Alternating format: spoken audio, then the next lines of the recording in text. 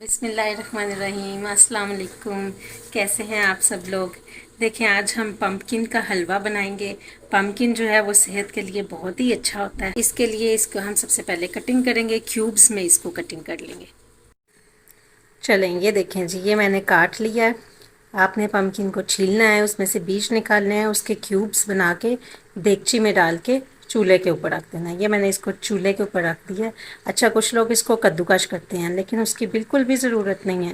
یہ اتنی جلدی سے میش ہو جاتا ہے، اتنی جلدی سے کوک ہو جاتا ہے نا، نرم ہو جاتا ہے۔ تو پھر اس کے بعد ہم اس کو میش کر لیتے ہیں۔ بہت ہی کوئک یہ کام ہوتا ہے۔ تو اس کے اندر ہم کیا کریں گے، ایک گلاس پانی ڈال دیں گے۔ یہ گلاس پانی میں نے اس کے اندر شامل کر دیا، اور بس اس کے اوپر ڈھک کے اس کو گلنے کے لیے چھوڑ دیں گے۔ یہ میں نے اس کو ڈھک دیا ہے۔ اب اس کو 5 to 10 منٹس لگیں گے۔ اس کا اپنا پانی بھی کافی نکل آتا ہے۔ تو ملتے ہیں 10 منٹس کے بعد۔ یہ دیکھیں، یہ 10 منٹ ہوئے ہیں، 10 سے 15 منٹ ہوئے ہیں۔ تو اس جگہ پہ آ کے ہمارا جو پمپکن ہے وہ گل گیا۔ یہ دیکھیں، گل تو گیا ہے، لیکن اس کے اندر ابھی پانی ہے۔ تو ہم نے اس کو پانی کے خشک ہونے تک مزید پکائیں گے، تو اتنے میں یہ اور نرم بھی ہو جائے گا۔ تو ہم اس کو پھر ڈھک دیتے ہیں۔ ہم نے میڈیم آنچ رکھی ہوئی ہے، تو یہ ہم اس کو پکائیں گے تھوڑی دیر اور۔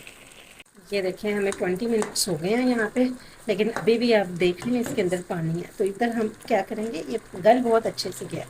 یہاں پہ ہم نے یہ میں نے 1 کپ سے تھوڑا سا کم چینی لیا، 1/4 کپ، 3/4 کپ یہ میں نے ڈال دیا۔ آپ اپنے ٹیسٹ کے مطابق چینی استعمال کریں۔ تو اب اس کو پانی کو خشک کریں گے۔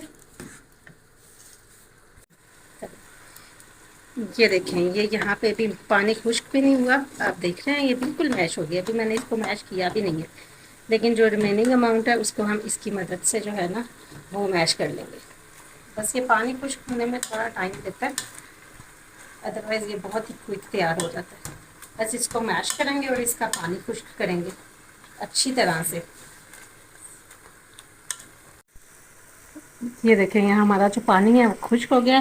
اب یہاں پہ ہم تھوڑا سا گھی اس کے اندر شامل کریں گے۔ آپ اپنی ضرورت کے مطابق 3 سے 4 چمچ جو ہیں وہ گھی کے، دیسی گھی کے شامل کریں، یا آپ کوکونٹ آئل جو ہے وہ پسند کرتے ہیں تو وہ بھی آپ ایڈ کر سکتے ہیں، اس سے بھی بہت اچھا ٹیسٹ بن جائے گا۔ یہاں پہ میں نے جو میوے ہیں وہ بھی لیے ہوئے ہیں۔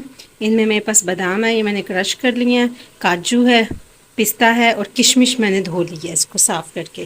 یہ ساری چیزیں ہم اس کے اندر یہاں پہ شامل کر دیں گے۔ بس اب اس کی تھوڑی سی بھنائی کریں گے۔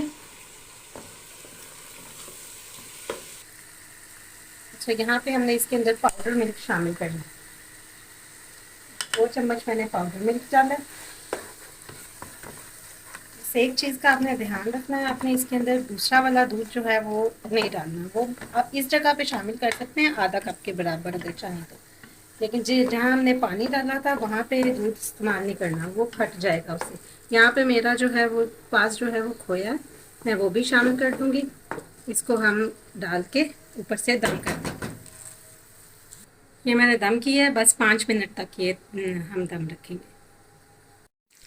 یہ دیکھیں، ہمارا جو حلوہ ہے وہ بالکل تیار ہے۔ یہ اس طرح سے دیگچی سے الگ ہونا شروع ہو گیا، دیکھیں یہ پکا، اور اس میں گھی بھی چھوڑنا شروع کر دیا۔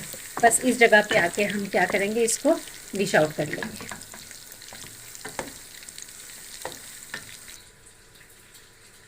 جی، یہ ہم نے ڈش آؤٹ کر دیا۔ اس کے اوپر آپ تھوڑا سا پستہ، بادام، کاجو، یہ ہمارا پاؤڈر تھا وہ میں نے اسپرنکل کیا ہے۔ تھوڑا سا ناریل پاؤڈر جو ہے وہ اسپرنکل کریں۔ یہ بہت ہی ٹیسٹی ہے، آپ کے بچوں کے لیے، ان کا دماغ کے لیے بہت ٹیسٹی ہے، ان کو ضرور کھلائیں، بہت اچھا ہے، ہیلدی ہے۔ امید کرتی ہوں آپ کو اچھا لگے گا۔ میرے چینل کو ضرور سبسکرائب کریں، لائک کا بٹن دبائیں، اور اپنے کمنٹ کا اظہار ضرور کیجیے۔ Thank you.